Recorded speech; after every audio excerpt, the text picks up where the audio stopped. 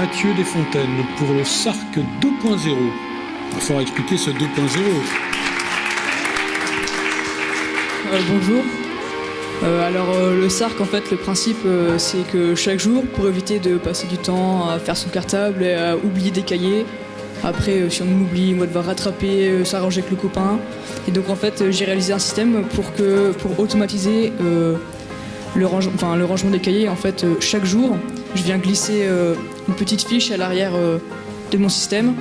Et en poussant un tiroir, j'ai les bons cahiers du jour qui sortent. Et j'ai plus qu'à les ranger dans mon cartable.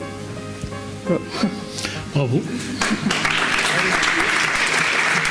Alors ça, c'est une invention rare parce qu'on ne voit plus beaucoup aujourd'hui d'inventions sur lesquelles n'intervient pas de système électrique. C'est de la pure mécanique.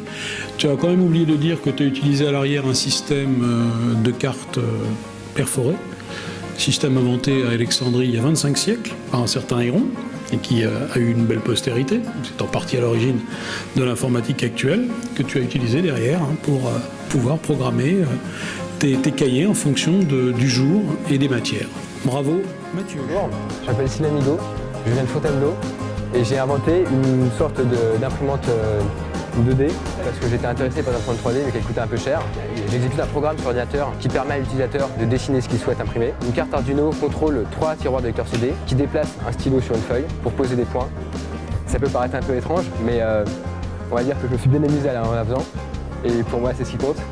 Et puis ça permet toujours de réaliser des cartes originales. Je m'appelle Romain Gros, je viens de Toulouse, j'ai presque 19 ans et donc j'ai créé cette machine pour nourrir nos poissons.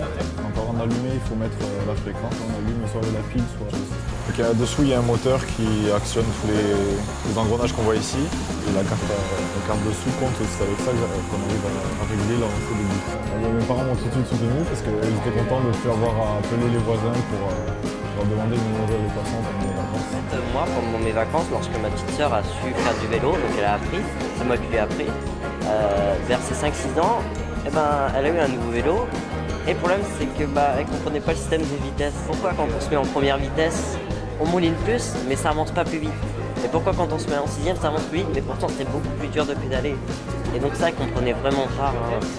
On compte le nombre de tours de pédalier que fait le cycliste avec un capteur et un aimant qui passe devant. Chaque fois qu'un tour est fait, le capteur envoie une impulsion à la carte Arduino et la carte Arduino compte le nombre de tours faits toutes les 10 secondes. En fonction de ça, elle décide ou pas de changer la vitesse. La boîte automatique pour des yeux. Voilà.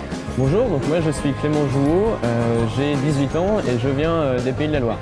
Donc j'ai créé une machine qui permet de protéger le linge dès qu'il pleut.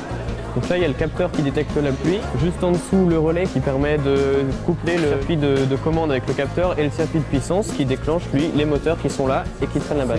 Ma maman a surtout été assez contente parce que le système permet de protéger le linge, elle n'avait plus à se soucier de la pluie et pas à courir dès qu'il pleuvait pour aller retirer le linge. Bonjour, je m'appelle Sheila Ruti, j'ai 18 ans, je viens du bassin d'Arcachon. Et donc j'ai inventé la multiprise Bluetooth. Le principe de cette multiprise est très simple. On a une télécommande sur son smartphone qui est connectée en Bluetooth et 4 boutons on et 4 boutons off. Donc l'idée c'est on appuie sur un bouton pour allumer les différentes prises. Voilà, je peux activer et les éteindre à distance. De ce projet, le plus dur a été de développer l'application pour le smartphone, parce que je m'y connaissais mal en Java, le langage utilisé pour la programmation des téléphones Android.